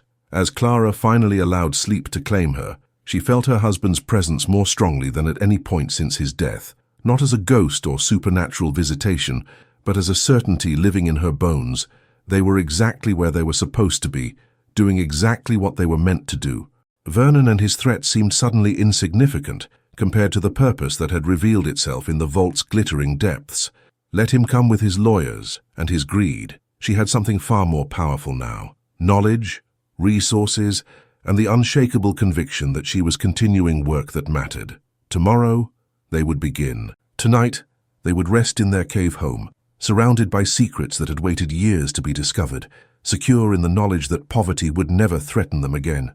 Clara rode into Bluff 3 days later, astride a mule she'd purchased from a passing trader, her posture radiating a confidence that came from carrying Samuel's documentation in her saddlebag. The town's single dusty street hadn't changed, same weathered storefronts, same clusters of men gossiping outside the saloon, but she moved through it differently now, no longer a supplicant hoping for scraps of kindness. She tied the mule outside the territorial land office and entered with her spine absolutely rigid, her boots striking the floorboards with authoritative percussion. The clerk, a skeletal man named Perkins, who'd previously treated her with dismissive impatience, looked up with reflexive annoyance that died when he registered something altered in her bearing. "Mrs. Warren," he managed, half rising from his chair.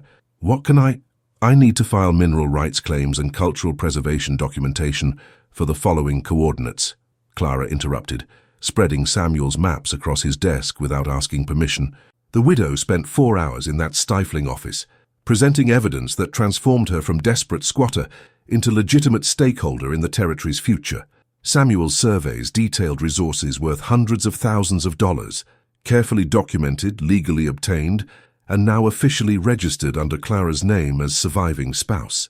Perkins's attitude underwent a remarkable evolution, from condescension to confused respect to outright deference as the scope of her claims became apparent. "This is quite extensive," he said, adjusting spectacles that kept sliding down his nose. "You understand this will attract significant attention. Mining operations, investors, possibly even territorial officials." Clara met his gaze steadily. "I'm counting on it. I want everything public record. No room for disputed ownership or conveniently lost paperwork." She knew men like Perkins. Transparency was her best defense against corruption. By the time she left, carrying stamped documents that bore the territory's official seal, word had already begun spreading through Bluff's gossip networks. She found Vernon at the hotel, the town's only establishment grand enough for his standards, holding court in the dining room with Milton Hayes and 2 other men Clara didn't recognize. They looked up as she entered, Vernon's expression cycling through surprise, irritation, and calculated interest. "Clara," he said, gesturing to an empty chair with false magnanimity, "what an unexpected pleasure. Come to beg me to withdraw my legal challenge." The men around him chuckled dutifully. Clara remained standing, pulling a document from her bag and placing it on the table before him with deliberate care. "I've come to inform you that your challenge is pointless. The cave property is legally mine, supported by mineral rights and cultural preservation claims that predate your brother's death by 6 years. Samuel documented everything. I have surveys, correspondence with territorial authorities, and witness testimony from tribal leaders who'll confirm his work." She kept her voice measured, almost conversational. Vernon's face had gone dangerously blank. He snatched the document, scanning it with eyes that moved too quickly to actually comprehend the content. Clara watched him search for loopholes, weaknesses, anything he could exploit. Finally, he looked up, and she saw something she'd never witnessed in Vernon before, genuine uncertainty. "This is forgery," he tried, but the accusation lacked conviction. "Samuel never mentioned any of this to me." Clara allowed herself a thin smile. "Of course he didn't. He knew exactly what you'd do with the information, exactly what you're attempting now. He protected his work from family because he understood that blood doesn't guarantee honor." The insult landed perfectly. Vernon's companions shifted uncomfortably, suddenly fascinated by their coffee cups. Milton Hayes cleared his throat wetly. "Mrs. Warren, perhaps we could discuss—" "There's nothing to discuss," Clara cut him off. "The claims are filed, the documentation is public record, and any attempt to contest them will result in very public exposure of your rather flexible interpretation of land assessment ethics, Mr. Hayes." The threat wasn't empty. Among Samuel's papers, Clara had found correspondence detailing Hayes's involvement in several fraudulent property transfers. She'd made copies and deposited them with a lawyer in the neighboring county, insurance against retaliation. Hayes's complexion went from ruddy to ashen in seconds. Vernon stood abruptly, his chair scraping backward. "You think you've won? You think some dusty papers make you untouchable?" His voice had risen enough to attract attention from other diners. "I'll tie you up in legal proceedings for years. I'll make sure no merchant in 3 counties will do business with you." "You'll do nothing," Clara interrupted, her tone dropping to something almost gentle, which made it infinitely more threatening. "Because if you continue harassing me or my children, I'll contact every newspaper between here and Denver with a very interesting story about how Vernon Garrett tried to dispossess his brother's widow and orphans to claim resources he had no legal right to. How do you think your business partners will react to that publicity?" The silence that followed felt substantial enough to touch. Vernon's jaw worked soundlessly, his hands clenching and unclenching at his sides. Clara had never seen him so thoroughly cornered, and she discovered she felt no satisfaction in it, only exhaustion and a wish that none of this had been necessary. "Samuel left me more than property," she said quietly. "He left me proof of his integrity, documentation of his purpose, and the means to protect what he built. You can walk away now with your reputation intact, or you can fight and lose everything. Your choice." She didn't wait for his response, simply turned and walked out, her legs trembling with adrenaline but her steps unwavering. Behind her, she heard Vernon's fist slam against the table and his choked curse, but no footsteps followed her into the afternoon heat. The battle, it seemed, was over. That evening, she returned to the cave to find an unexpected visitor waiting at the entrance. Thornton sat on a camp stool he'd apparently hauled up the switchback trail, smoking his pipe and watching the sunset paint the canyon walls in shades of copper and rose. He looked ancient in the flattering light, a man carved from the same stone as the formations surrounding them, but his eyes remained sharp as ever. "Heard you caused quite a stir in Bluff today," he said without preamble. Clara dismounted, suddenly nervous in a way Vernon hadn't made her. "You knew," she said. "It wasn't a question. You knew what was in the cave when you gave me the deed." Thornton took a long pull from his pipe, exhaling smoke that the wind immediately scattered. "Suspected. Samuel and I had an understanding. He asked me to watch over the property after he was gone, to make sure it went to someone who'd honor his intentions. When you showed up desperate and proud and refusing to break, I figured you were the right person." He stood, joints audibly protesting, and faced her fully. "Your husband was a good man trying to do something impossible, preserve a piece of this territory's soul before the locusts arrived to strip it clean. He needed someone to continue that work, someone stubborn enough to withstand pressure from men like Vernon." Thornton's expression softened marginally. "I gave you the cave because I believed you'd find what he left and do something worthy with it. Was I right?" Clara thought about the vault's contents, about the responsibility she'd inherited, about the choice she'd made to be steward rather than simply beneficiary. "I hope so," she said honestly. "I'm still figuring out what worthy looks like." Thornton nodded, seeming satisfied. "That's the right answer. Anyone claiming certainty is lying." He moved toward the trail, then paused. "Your daughter, Ruth, she's got her father's eyes. Make sure she learns what he knew. This work needs generations, not just individuals." The weeks that followed brought a transformation Clara couldn't have imagined during those desperate nights in the livery stable.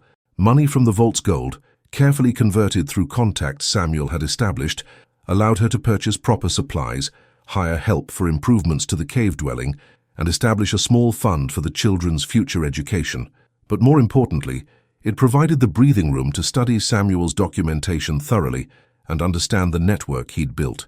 She made contact with the tribal elders he'd worked with, introducing herself and explaining her intention to continue his preservation efforts. Some were skeptical, testing her commitment with difficult questions and longer silences. Others welcomed her warmly, sharing stories about Samuel that made her laugh and cry in equal measure. Slowly, carefully, she began weaving herself into the work her husband had started. Vernon never filed legal challenges. According to gossip that filtered through Bluff's merchants, he'd withdrawn from territorial politics entirely, his reputation damaged by whispers about his attempted theft of his brother's legacy. Clara felt no triumph in his downfall, only relief that the threat had passed and her children could grow up without looking over their shoulders. Eunice had apparently left him, returning to her family in St. Louis with complaints about his character that became public knowledge through indiscreet letters. The poetic justice was almost too neat, but Clara had learned that sometimes the universe did balance its accounts, just not on anyone's preferred timeline. She focused her energy forward rather than backward, teaching Ruth and James to read the survey maps, showing them how to document artifacts properly, explaining why preservation mattered more than exploitation. The cave itself became less strange, as familiarity replaced fear. The children learned its sounds, could distinguish wind from water from settling rock, and claimed favorite spaces for play and study. Michael's cough finally disappeared in the dry desert air, his health improving daily, until he ran up and down the switchback trail without gasping.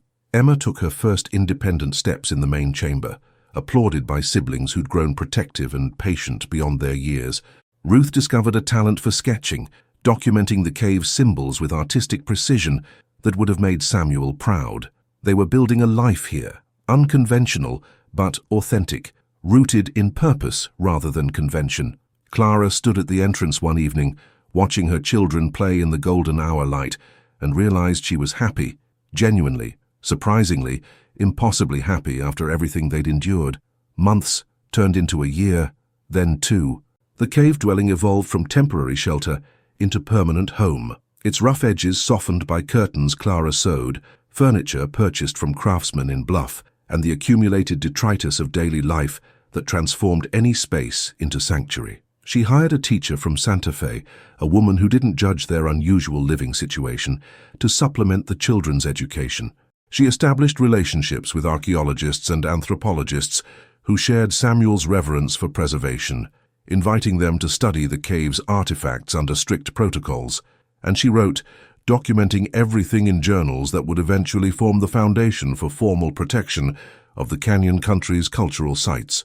The work was never finished, always expanding into new territories and challenges, but Clara discovered she thrived in complexity, had perhaps always needed something larger than domesticity to feel fully alive. On the anniversary of their arrival, Clara gathered her children in the vault, the space no longer forbidden but rather sacred, visited regularly but never casually. She'd brought candles, and their flickering light made the embedded crystals dance with captive fire. "Your father gave us this," she said, her voice echoing softly off the stone dome. "Not just the gold or the artifacts, but a purpose, a way to honor the past while building the future. Every choice we make here, how we use these resources, who we share this knowledge with, either validates his trust or betrays it." She looked at each child's face, seeing Samuel's features reflected in Ruth's determined jaw, James's thoughtful eyes, Michael's quick grin. "But I can't promise this will always be easy. People will want what we have, will question our right to steward it, but I believe we're equal to the challenge. Your father believed it too, or he wouldn't have left us this responsibility."